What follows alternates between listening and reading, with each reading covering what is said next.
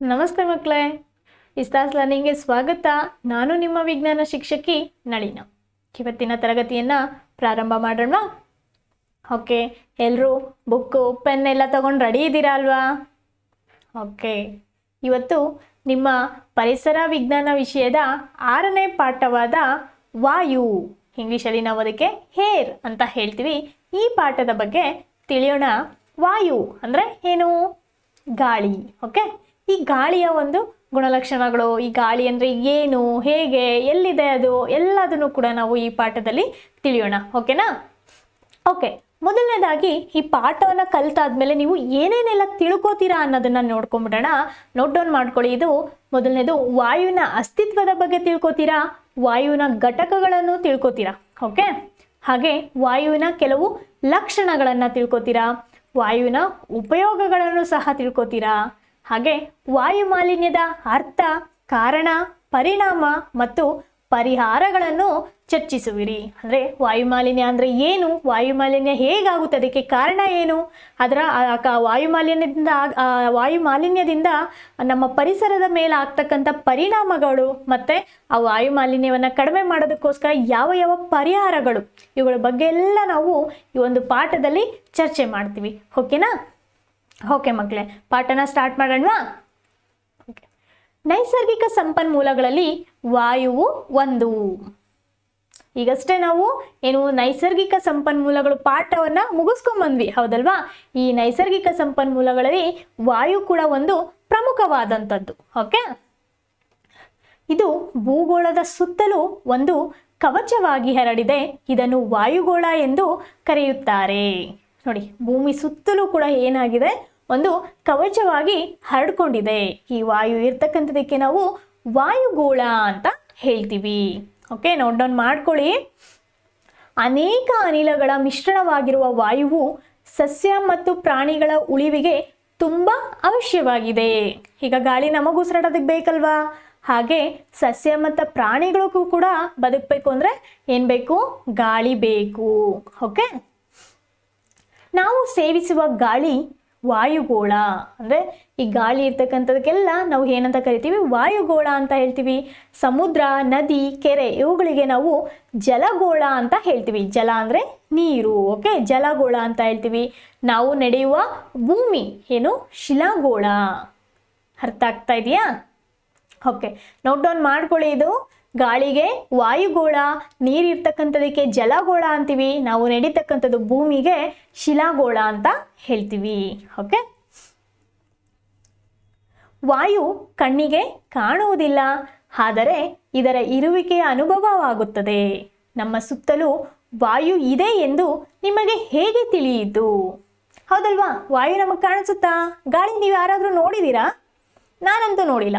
ನೀವು ನೋಡಿದ್ದೀರಾ? ನೀವು ನೋಡಿಲ್ವಾ? ಓಕೆ, ಈ ಗಾಳಿ ಏನು ಕಣ್ಣಿಗೆ ಕಾಣೋದಿಲ್ಲ, ಆದರೆ ಇದರ ಇರುವಿಕೆಯ ಅನುಭವ ಮಾತ್ರ ಆಗುತ್ತೆ ನಮಗೆ, ಹೌದಲ್ವಾ? ಸೆಕೆ ಆದಾಗ ಎಲ್ಲಿಂದನೋ ಸ್ವಲ್ಪ ಗಾಳಿ ಬಂದರೆ ಏನಾಗುತ್ತೆ? ತಂಪಾಗುತ್ತಪ್ಪ, ಗಾಳಿ ಚೆನ್ನಾಗಿ ಬರ್ತಾ ಇದೆ ಅಂತ ಅಂತೀವಿ, ಹೌದಾ? ಅಂದರೆ ಅದರ ಅನುಭವ ಮಾತ್ರ ನಮಗೆ ಆಗ್ತಾ ಇದೆ, ಆದರೆ ನಾವು ಅದನ್ನು ಕಣ್ಣಿಂದ ನೋಡೋಕ್ಕಾಗ್ತಾ ಇಲ್ಲ. ಇಲ್ಲೇ ಗಾಳಿ ಇದೆ ಅಂತ ಹೇಳೋದಕ್ಕೂ ಆಗೋದಿಲ್ಲ, ಹೌದಲ್ವಾ? ಎಲ್ಲ ಕಡೆನೂ ಗಾಳಿ ಇರುತ್ತೆ. ಹೌದು. ನಮ್ಮ ಸುತ್ತಲೂ ವಾಯು ಇದೆ ಎಂದು ನಿಮಗೆ ಹೇಗೆ ತಿಳಿಯಿತು? ನಮ್ಮ ಸುತ್ತಲೂ ಗಾಳಿ ಇದೆ ಅನ್ನೋದು ನಿಮಗೆ ಹೆಂಗೆ ಗೊತ್ತಾಯಿತು ಅನ್ನೋದು ನಮ್ಮ ಕ್ವೆಶನ್. ಓಕೆ, ವಾಯುವಿನ ಉಪಯೋಗ ಅಂದರೆ ಇದರ ಉಪಯೋಗಗಳು ತಿಳ್ಕೊಂಡ್ರೆ ವಾಯು ಹೇಗಿದೆ ಅನ್ನೋದು ನಮಗೂ ಗೊತ್ತಾಗುತ್ತೆ. ಓಕೆ, ನಾವು ಉಸಿರಾಡಲು ವಾಯುವಿನಲ್ಲಿರುವ ಆಕ್ಸಿಜನ್ ಅನಿಲವನ್ನು ಬಳಸುತ್ತೇವೆ, ಹೌದಲ್ವಾ? ವಾಯುವಿನಲ್ಲಿ ಇರ್ತಕ್ಕಂಥ ಗಾಳಿಯಲ್ಲೇ ಹೌದಲ್ವಾ ಆಕ್ಸಿಜನ್ ಇರ್ತಕ್ಕಂಥದ್ದು. ನೀವು ಸ್ವಲ್ಪ ಹೊತ್ತು ಮೂಗು ಮುಚ್ಕೊಂಡು ಬಾಯೆಲ್ಲ ಮುಚ್ಕೊಂಡು ಸ್ವಲ್ಪ ಹೊತ್ತು ಇದ್ಬಿಡಿ, ನೋಡೋಣ, ಇರೋಣ. ಹಾಗಲ್ಲ, ಒಂದು ಅಮ್ಮಮ್ಮ ಅಂದರೆ ಒಂದು ನಿಮಿಷ ಇರ್ಬೋದು. ಅದಾದಮೇಲೆ ನಮಗೆ ತುಂಬ ಕಷ್ಟ ಅನಿಸುತ್ತೆ, ಹೌದಲ್ವಾ? ತುಂಬ ಕಷ್ಟ ಆಗುತ್ತೆ. ಕಡೆಗೆ ಏನು ಮಾಡ್ತೀವಿ, ನಾವು ಮೂಗನ್ನ ಬಿಟ್ಬಿಡ್ತೀವಿ. ಅಂದರೆ ಗಾಳಿ ನಮಗೆ ಎಷ್ಟು ಅವಶ್ಯಕತೆ ಇದೆ ನೋಡಿ. ನಾವು ಬದುಕಿದ್ದೀವಿ ಅಂತ ಅಂದರೆ ನಮಗೆ ಗಾಳಿ ಇದೆ ಅಂತ. ಓಕೆ, ನಾವು ಉಸಿರಾಡೋದಕ್ಕೋಸ್ಕರ ಗಾಳಿ ಯೂಸ್ ಮಾಡ್ತೀವಿ, ಹಾಗಾಗಿ ನಮಗೆ ಗಾಳಿ ಇದೆ ಅಂತ ಗೊತ್ತಾಗುತ್ತೆ. ಉಸಿರಾಡದೆ ನಾವು ಬದುಕೋದಕ್ಕೆ ಸಾಧ್ಯನೇ ಇಲ್ಲ. ನಮ್ಮಂತೆಯೇ ಪ್ರಾಣಿಗಳು ಮತ್ತು ಸಸ್ಯಗಳ ಉಸಿರಾಟಕ್ಕೂ ಕೂಡ ಆಕ್ಸಿಜನ್ ಬೇಕು. ಇಂಧನದ ದ್ರವ್ಯಗಳನ್ನು ಊಹಿಸಲು ಆಕ್ಸಿಜನ್ ಅತ್ಯವಶ್ಯಕ. ನೋಡಿ ಇಲ್ಲಿ ಇಂಧನಗಳ ದ್ರವ್ಯಗಳನ್ನು, ಯಾವುದೇ ಒಂದು ವಸ್ತು ಉರಿಬೇಕು ಅಂತಂದ್ರೆ ನಮಗೆ ಅಲ್ಲಿ ಗಾಳಿ ಬೇಕು, ಗಾಳಿ ಅದರಲ್ಲಿರ್ತಕ್ಕಂಥ ಆಕ್ಸಿಜನ್ ಬೇಕು. ಮನೆಯಲ್ಲಿ ಯಾವುದೇ ಒಂದು ಕ್ಯಾಂಡಲ್ ಹಚ್ತೀರಾ ಅನ್ಕೊಳ್ಳಿ, ಆ ಕ್ಯಾಂಡಲ್ ಉರಿಯೋದಕ್ಕೂ ಕೂಡ ನಿಮಗೆ ಆಕ್ಸಿಜನ್ ಬೇಕು. ಗಾಳಿಯಲ್ಲಿರ್ತಕ್ಕಂಥ ಆಕ್ಸಿಜನ್, ಓಕೆ, ಇದು ಬೇಕಾಗುತ್ತೆ. ಹಾಗಾದ್ರೆ ವಾಯು ಇದೆ ಅಂತ ಈ ಎಲ್ಲ ಒಂದು ಆಕ್ಟಿವಿಟೀಸಿಂದ ನಮಗೆ ಗೊತ್ತಾಗುತ್ತೆ, ಹೌದಲ್ವಾ? ನಾವು ಉಸಿರಾಟ ಮಾಡುವಾಗ ಗಾಳಿಯನ್ನು ಸೇವಿಸುತ್ತೇವೆ, ನಮ್ಮ ರಕ್ತವು ಅದರಲ್ಲಿನ ಆಕ್ಸಿಜನ್ ಅನ್ನು ಹೀರಿಕೊಳ್ಳುತ್ತದೆ. ಉಸಿರಾಟ ಮಾಡಬೇಕಾದ್ರೆ ನಿಮಗೆಲ್ಲ ಗೊತ್ತಿದೆ ಏನು, ನಾವು ಆಕ್ಸಿಜನ್ನ ತಗೊಂಡು ಕಾರ್ಬನ್ ಡೈಆಕ್ಸೈಡನ್ನು ಹೊರಗಡೆ ಬಿಡ್ತೀವಿ. ಓಕೆ, ಆಕ್ಸಿಜನ್ ಎಲ್ಲ ನಮ್ಮ ರಕ್ತ ಹೀರ್ಕೊಳ್ಳುತ್ತೆ, ಆಮೇಲೆ ಕಾರ್ಬನ್ ಡೈಆಕ್ಸೈಡನ್ನು ಹೊರಗಡೆ ಹಾಕ್ತೀವಿ. ಓಕೆ, ಇದಲ್ಲದೆ ವಾಯುವಿನಿಂದ ನಮಗೆ ಅನೇಕ ಉಪಯೋಗಗಳಿದ್ದಾವೆ. ಇಷ್ಟೇನಾ ಇರೋದು? ಇಲ್ಲ, ತುಂಬಾನೇ ಉಪಯೋಗಗಳು ನಮಗೆ ವಾಯುವಿನಿಂದ ಇದ್ದಾವೆ. ಓಕೆ, ಭೂಮಿಯ ಮೇಲ್ಮೈಯಲ್ಲಿ ಗಾಳಿಯ ಸಂಯೋಜನೆ ಅಂದರೆ ಗಾಳಿ ಏನೇನೆಲ್ಲ ಒಳಗೊಂಡಿದೆ ನೋಡೋಣವಾ? ಯಾವ್ದ್ಯಾವ್ದ್ರಿಂದ ಆಗಿದೆ ಗಾಳಿ ಅನ್ನೋದನ್ನ? ಓಕೆ, ವಾಯುವು ನೈಟ್ರೋಜನ್ 78%, ಆಕ್ಸಿಜನ್ 21%, ಕಾರ್ಬನ್ ಡೈಆಕ್ಸೈಡ್ 0.04%, ನೀರಾವಿ, ಜಡ ಅನಿಲಗಳು ಮತ್ತು ಧೂಳಿನ ಕಣಗಳು 0.96% ಮಿಶ್ರಣದಿಂದ ಆಗಿದೆ. ನೋಡಿ ಮಕ್ಕಳೇ, ಅವಾಗಲೇ ನಾವು ಮೊದಲನೇ ತಿಳ್ಕೊಂಡ್ರಿ ವಾಯುವು ಅನೇಕ ಅನಿಲಗಳಿಂದ ಆಗಿದೆ ಅಂತ, ಹೌದಲ್ವಾ? ಅದರಲ್ಲಿ ಯಾವ್ಯಾವು?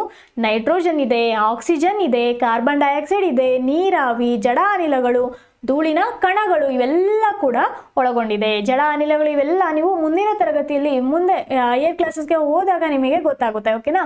ನೈಟ್ರೋಜನ್ ಜಾಸ್ತಿ ಯಾವ್ದಿರೋದು ಹಂಗಾದ್ರೆ? ನೈಟ್ರೋಜನ್ 78% ಇದೆ. ಅದಾದಮೇಲೆ ಆಕ್ಸಿಜನ್ ಇದೆ, ಕಾರ್ಬನ್ ಡೈಆಕ್ಸೈಡ್ 0.04% ಇದೆ. ಮಕ್ಕಳೇ ನೋಟ್ ಡೌನ್ ಮಾಡ್ಕೊಳ್ಳಿ, ಇದು ತುಂಬ ಇಂಪಾರ್ಟೆಂಟು. ಗಾಳಿಯ ಸಂಯೋಜನೆ ಏನೇನಿಂದ ಆಗಿದೆ, ಎಷ್ಟು ಪರ್ಸೆಂಟೇಜ್ ಇದೆ ಅಂತಲೇ ನಿಮಗೆ ಕ್ವಶನ್ ಬರುತ್ತೆ. ನೈಟ್ರೋಜನ್ ಬಂದು 78%, ಆಕ್ಸಿಜನ್ ಬಂದು 21%, ಕಾರ್ಬನ್ ಡೈಆಕ್ಸೈಡು 0.04%, ನೀರಾವಿ, ಜಡ ಅನಿಲಗಳು ಮತ್ತು ಧೂಳಿನ ಕಣಗಳು ಬಂದು 0.96%. ಇದಿಷ್ಟನ್ನು ಆ್ಯಡ್ ಮಾಡಿ ಕೂಡಿ ಇದನ್ನು ನಿಮಗೆ ಕರೆಕ್ಟಾಗಿ 100% ಬರುತ್ತೆ. ಓಕೆ, ಈಗ ಗಾಳಿಯ ಸಂಯೋಜನೆ ನಿಮಗೆ ಗೊತ್ತಾಯ್ತು ಅಲ್ವಾ? ನೋಡಿ, ಇಲ್ಲಿ ಕಾಣಿಸ್ತಾ ಇದೆ, ಚಿತ್ರದ ಮೂಲಕ ತೋರಿಸಿದ್ದೀವಿ. ನೋಡ್ದೆ, ಕಾಣಿಸ್ತಾ ಇದೆಯಾ? ಒಂದು ಸೆಕೆಂಡ್. ನೋಡಿ ಇಲ್ಲಿ ನೋಡಿ, ಯಾವುದು ಮೊದಲು ಇದೆಲ್ಲ ಏನು ಎಷ್ಟೊಂದಿದೆ ನೋಡಿ, 78% ಇದೆ. ಯಾವುದು? ನೈಟ್ರೋಜನ್. ಅದಾದಮೇಲೆ ಇರ್ತಕ್ಕಂಥದ್ದು 21% ಮಾತ್ರ ಇರೋದು ಆಕ್ಸಿಜನ್. ಮತ್ತು ಈ ಗ್ರೀನ್ ಕಲರಲ್ಲಿ ಕಾಣಿಸ್ತಿದೆಯಲ್ಲ, ಇದೇನಿದು? ನೀರಾವಿ, ಜಡ ಅನಿಲಗಳು, ಇವೆಲ್ಲ ಕೂಡ ಇರೋದು. ಇದು 0.96% ಇದೆ. ಕಾರ್ಬನ್ ಡೈಆಕ್ಸೈಡ್ ತುಂಬ ಕಡಿಮೆ ಇರ್ತಕ್ಕಂಥದ್ದೇ 0.04%. ಯಾವುದು? 0.04% ಯಾವುದು? Carbon dioxide. ಅರ್ಥ ಆಗ್ತಿದೆಯಾ ಮಕ್ಕಳ? ನೋಟ್ ಡೌನ್ ಮಾಡ್ಕೋತಿದ್ದೀರಾ ಅಲ್ವಾ? ಓಕೆ, ಈಗ ವಾಯುವಿನ ಲಕ್ಷಣಗಳ ಬಗ್ಗೆ ನಾವು ತಿಳಿಯೋಣ. ವಾಯು ಅಂದರೆ ಏನೋ, ವಾಯುವನ್ನ ನಾವು ನೋಡೋದಕ್ಕಾಗೋದಿಲ್ಲ, ಬರೀ ಅನುಭವದಿಂದ ಮಾತ್ರ ನಾವು ವಾಯು ಇದೆ ಅನ್ನೋದು ಗೊತ್ತಾಯ್ತು, ಹೇಗಿದೆ ಅನ್ನೋದು ಕೂಡ ನಾವು ಗೊತ್ತಾಯ್ತು ನಮಗೆ. ಹಾಗೆ ವಾಯುವಿನ ಸಂಯೋಜನೆಯನ್ನು ತಿಳ್ಕೊಂಡ್ವಿ. ಈಗ ವಾಯುವಿನ ಲಕ್ಷಣಗಳ ಬಗ್ಗೆ ತಿಳಿಯೋಣ. ವಾಯು ಸ್ಥಳವನ್ನು ಆಕ್ರಮಿಸುತ್ತದೆ. ನೋಡಿ, ಗಾಳಿ ಏನಾಗುತ್ತೆ, ಒಂದು ಸ್ಥಳವನ್ನು ಆಕ್ರಮಿಸುತ್ತೆ. ಈಗ ನಾನಿಲ್ಲಿ ಕೂತಿದ್ದೀನಿ ಅಥವಾ ನಾನಿಲ್ಲಿ ನಿಂತಿದ್ದೀನಿ ಅಂತಂದ್ರೆ ಆ ಒಂದು ಜಾಗನ ನಾವೇನು ಮಾಡ್ಕೊಂಡಿದ್ದೀವಿ? ಆಕ್ಯುಪೈ ಮಾಡ್ಕೊಂಡಿದ್ದೀವಿ, ಹೌದಲ್ವಾ? ಎಸ್, ಹಾಗೆ ಈ ಒಂದು ಗಾಳಿ ಕೂಡ ಒಂದು ಸ್ಥಳವನ್ನು ಆಕ್ರಮಿಸುತ್ತೆ ಅಂತ ಹೇಳ್ತಿದೆ. ಇದೊಂದು ಗುಣಲಕ್ಷಣ. ಹಾಗೆ ವಾಯುವಿಗೆ ತೂಕವಿದೆ. ನಿಮಗೆ ಎಲ್ಲ ತೂಕ ಇದೆ ಅಲ್ವಾ? ನಿಮ್ಮ ತೂಕ ಎಷ್ಟು? ಓಕೆ, ಹೌದಲ್ವಾ? ತೂಕ ಅಂತೂ ಎಲ್ಲರಿಗೂ ಇದೆ. ಹಾಗೆ ಈ ಗಾಳಿಗೂ ಕೂಡ ಏನಾಗಿದೆ? ತೂಕ ಅನ್ನೋದು ಇದೆ. ಓಕೆ, ನೋಡೋಣ. ಈ ಒಂದು ಏನು ಸ್ಥಳವನ್ನು ಆಕ್ರಮಿಸುತ್ತೆ ಅಂತ ಹೇಳಿದೆ. ಹೇಗೆ ಸ್ಥಳವನ್ನು ಆಕ್ರಮಿಸುತ್ತೆ ನೋಡೋಣ. ಒಂದು ಚಟುವಟಿಕೆ ಇದೆ, ಇಲ್ಲಿ ನೋಡೋಣ. ಖಾಲಿ ಲೋಟದೊಳಗೆ ವಾಯು ಇರುತ್ತದೆ ಅಂತ ಹೇಳಿದೆ. ಒಂದು ಖಾಲಿ ಗ್ಲಾಸನ್ನು ತಗೊಂಡ್ರೆ, ಈಗ ಒಂದು ಖಾಲಿ ರೂಮ್ ತಗೊಂಡ್ರೆ ಏನಾಗಿದೆ? ಅಲ್ಲೂ ಕೂಡ ಏನಾಗಿರುತ್ತೆ? ಗಾಳಿ ಇರುತ್ತೆ. ಹಾಗಾದರೆ ಖಾಲಿ ಗ್ಲಾಸ್ ತಗೊಂಡ್ರೆ ಅದರಲ್ಲೂ ಗಾಳಿ ಇರಬೇಕಲ್ಲ. ಈ ಗಾಳಿ ಇದೆಯೋ ಇಲ್ಲೋ ಅನ್ನೋದಕ್ಕೆ ಒಂದು ಚಟುವಟಿಕೆ ಇದೆ. ನೋಡೋಣ ಮಕ್ಕಳೇ, ಇದು ನೀವೆಲ್ಲರೂ ಮನೇಲಿ ಮಾಡಬೇಕು ಇದನ್ನು. ಓಕೆನಾ? ಒಂದು ಗಾಜಿನ ಲೋಟದ ತಳಕ್ಕೆ ಒಣಗಿದ ಪೇಪರ್ ತುಂಡೊಂದನ್ನು ಒತ್ತಿರಿ.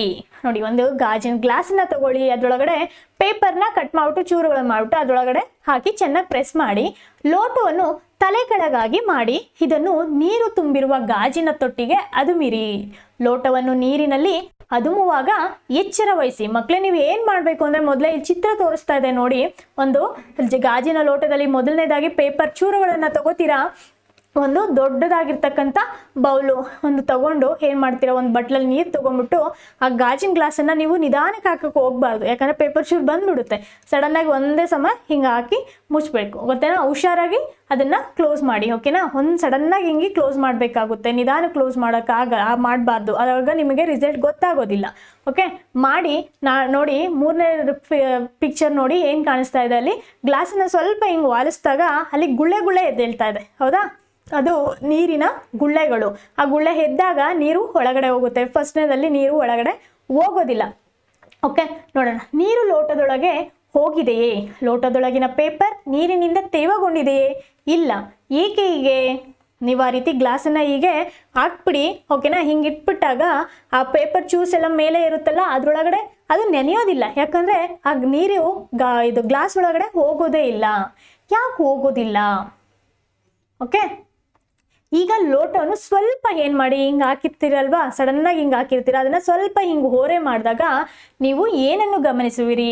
ವಾಯುವಿನ ಗುಳ್ಳೆಗಳು ಲೋಟದಿಂದ ಹೊರಬರುತ್ತದೆ ಮತ್ತು ನೀರು ಲೋಟದೊಳಗೆ ಹೋಗುತ್ತದೆ. ಇದು ಹೇಗಾಯಿತು?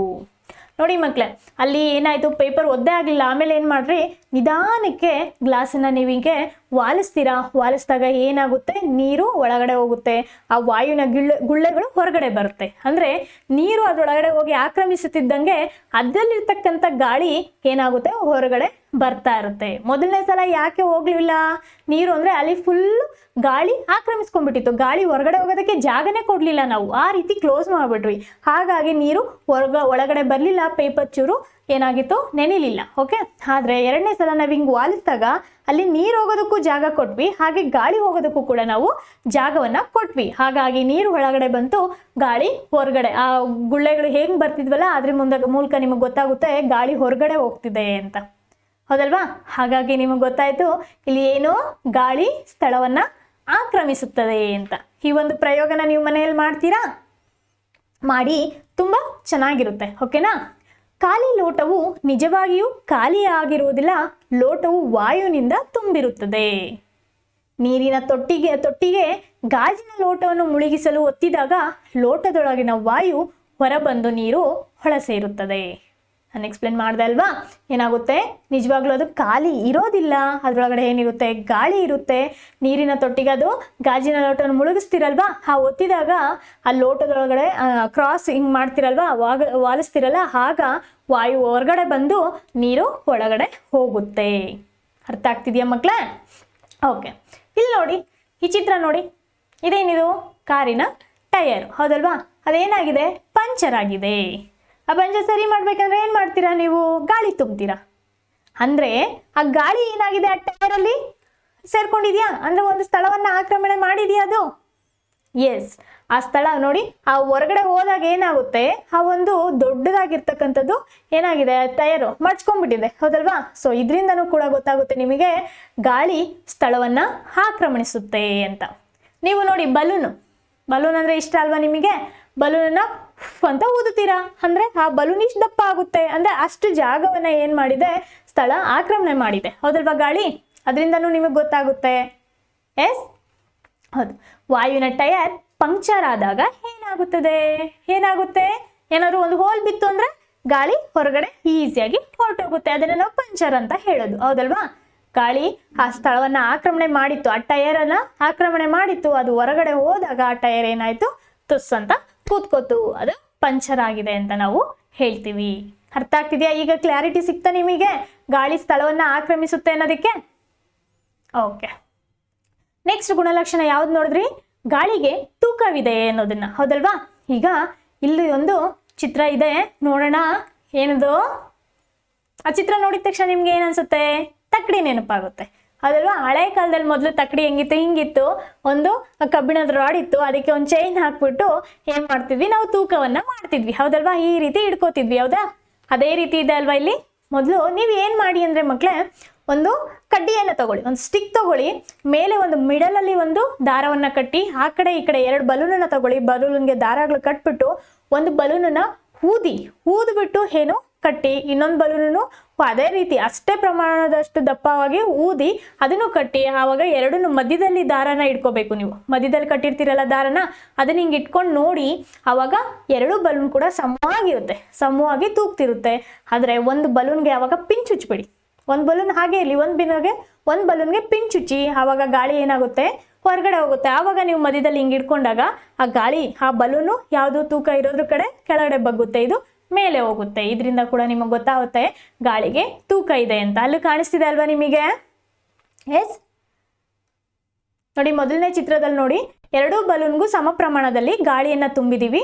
ಅದನ್ನ ಮಧ್ಯದಲ್ಲಿ ಹಿಂಗೆ ದಾರದಲ್ಲಿ ಹಿಂಗೆ ಇಟ್ಕೊಂಡಾಗ ಏನಾಗಿದೆ, 2 ಕೂಡ ಸಮವಾಗಿ ತೋರಿಸ್ತಾ ಇದೆ. ಹೌದಾ? ನೋಡಿ ಈ ಕಡ್ಡಿ ನೋಡಿ ಬಗ್ಗಿದೆಯಾ? ಇಲ್ಲ, ಸಮವಾಗಿ ತೋರಿಸ್ತಾ ಇದೆ. ಹೌದಾ? ಆದರೆ ಈ ಚಿತ್ರ ನೋಡಿ, ಇಲ್ಲೇನಾಗಿದೆ, ಒಂದು ಗಾಳಿಯಲ್ಲಿ ಒಂದು ಬಲೂನಲ್ಲಿ ಗಾಳಿ ಇದೆ, ಇನ್ನೊಂದು ಬಲೂನಲ್ಲಿ ಗಾಳಿ ಇಲ್ಲ, ಬಿಟ್ಬಿಟ್ಟಿದ್ದೀವಿ. ಅದನ್ನು ಮಧ್ಯದಲ್ಲಿ ಹಿಂಗೆ ಹಿಡಿದಾಗ ಏನಾಗ್ತಿದೆ, ಈ ಗಾಳಿ ಯಾವುದ್ರ ಕಡೆ ಇರುತ್ತೆ ಅದು ಕೆಳಗಡೆ ಬಾಗ್ತಾ ಇದೆ, ಅಂದರೆ ತೂಕ ಇದೆ ಅಂತ ಗೊತ್ತಾಗ್ತಿದೆ ನಿಮಗೆ. ಎಸ್, ಮಾಡ್ತೀರಾ ಎಲ್ಲರೂ ಈ ಆ್ಯಕ್ಟಿವಿಟಿನ?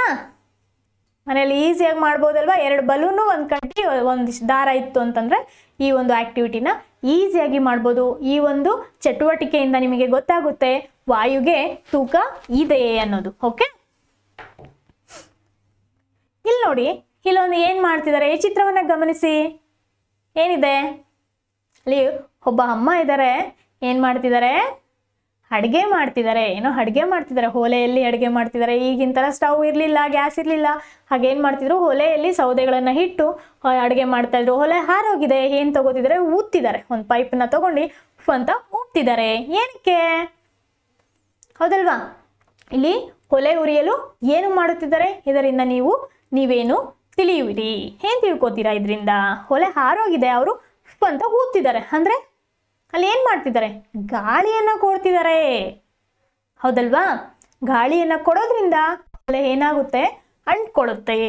ನಿಮಗೆ ಗೊತ್ತಿದೆಯಾ ಇದು? ಎಸ್, ಗಾಳಿಯನ್ನು ಕೊಡೋದ್ರಿಂದ ಗಾಳಿಯಲ್ಲಿರ್ತಕ್ಕಂಥ ಆಕ್ಸಿಜನ್ ಸಿಗಬೇಕು. ಗಾಳಿ ಇದ್ರೆ ತಾನೇ ನಿಮ್ಗೆ ಆಕ್ಸಿಜನ್ ಸಿಗೋದು. ಸೊ ಅಲ್ಲಿ ಏನು ಮಾಡ್ತಿದ್ದಾರೆ, ಗಾಳಿಯನ್ನು ಕೊಡ್ತಿದ್ದಾರೆ, ಆವಾಗ ಒಲೆ ಉರಿಯುತ್ತೆ. ಮಕ್ಕಳೇ ನೋಡಿ, ನಿಮ್ಮ ಮನೇಲಿ ಈಗ ಒಲೆ ಇಲ್ಲ ಅಂತಂದರೆ ನೀವೊಂದು ಕ್ಯಾಂಡಲ್ ತಗೊಳ್ಳಿ, ಕ್ಯಾಂಡಲ್ನ ಹಚ್ಚಿ. ಓಕೆನಾ? ಹಚ್ಬಿಟ್ಟು ಒಂದು ಚಿಕ್ಕ ಕ್ಯಾಂಡಲ್ ತಗೊಳ್ಳಿ, ಅದು ಸ್ವಲ್ಪ ದೊಡ್ಡದಾಗಿರುವಂಥ ಗ್ಲಾಸನ್ನು ತಗೊಂಡು ಅದನ್ನು ಕವರ್ ಮಾಡಿಬಿಡಿ. ಓಕೆನಾ? ಏನೋ ಒಂದು ಕ್ಯಾಂಡಲ್ ಹಿಂಗೆ ಹಚ್ಚಿರ್ತೀರಾ, ಗ್ಲಾಸ್ ತೊಗೊಂಡು ಈ ರೀತಿ ಕವರ್ ಮಾಡಿಬಿಡಿ. ಕವರ್ ಮಾಡಿದಾಗ ಅದು ಕ್ಯಾಂಡಲು ನಿಧಾನಕ್ಕೆ ಆಫ್ ಆಗುತ್ತೆ. ಒಂದೇ ಸಲ ಆಫ್ ಆಗೋದಿಲ್ಲ, ನಿಧಾನಕ್ಕೆ ಆಫ್ ಆಗುತ್ತೆ. ಯಾಕೆಂದರೆ ನಿಮಗೆ ಗೊತ್ತು, ಗಾಳಿ ಒಂದು ಖಾಲಿಯಾದಂಥ ಒಂದು ಗ್ಲಾಸಲ್ಲಿ ಏನಿರುತ್ತೆ, ಎಸ್, ಗಾಳಿ ಇರುತ್ತೆ. ಹೌದಲ್ವಾ? ಆ ಗಾಳಿಯನ್ನು ಹಿಂಗೆ ಮುಚ್ಚಿದಾಗ ಗಾಳಿಯಲ್ಲಿರ್ತಕ್ಕಂಥ ಆಕ್ಸಿಜನ್ ಎಷ್ಟಿರುತ್ತೋ ಅಲ್ಲಿವರೆಗೂ ಆ ಒಂದು ಕ್ಯಾಂಡಲ್ ಏನಾಗುತ್ತೆ, ಉರಿತಾ ಇರುತ್ತೆ. ಆಕ್ಸಿಜನ್ ಖಾಲಿ ಆದ ತಕ್ಷಣ ಅದೇನಾಗುತ್ತೆ, ಆಫ್ ಆಗುತ್ತೆ. ಓಕೆ, ಇದರಿಂದ ನೀವು ತಿಳಿಬಹುದು, ಒಂದು ವಸ್ತು ಉರಿಬೇಕು ಅಂದರೆ ನಮಗೇನು ಬೇಕು, ಆಕ್ಸಿಜನ್ ಬೇಕು. ಇಲ್ಲೂ ಕೂಡ ಅಮ್ಮ ಅದನ್ನೇ ಮಾಡ್ತಿದ್ದಾರೆ, ಆಕ್ಸಿಜನ್ನ ಕೊಡ್ತಿದ್ದಾರೆ ಒಲೆ ಉರಿಯೋದಕ್ಕೋಸ್ಕರ. ಓಕೆ, ಇದಿಷ್ಟು ಗಾಳಿಯ ಒಂದು ಲಕ್ಷಣಗಳು. ಅರ್ಥ ಆಗ್ತಿದೆ ಅಲ್ವಾ ಮಕ್ಕಳ? ತುಂಬ ಚೆನ್ನಾಗಿದೆ ಅಲ್ವಾ ಪಾಠ? ಓಕೆ, ಇನ್ನೂ ಇದೆ, ಇದರ ಮುಂದಿನ ಒಂದು ವಾಯು ಮಾಲಿನ್ಯ ಇದೆ, ಹೇಗಾಗುತ್ತೆ, ಅದನ್ನು ಹೇಗೆ ತಡಿಬೇಕು, ಇದೆಲ್ಲದನ್ನು ಕೂಡ ನಾವು ಮುಂದಿನ ತರಗತಿಯಲ್ಲಿ ತಿಳ್ಕೊಳ್ಳೋಣ. ಓಕೆನಾ? Thank you, bye.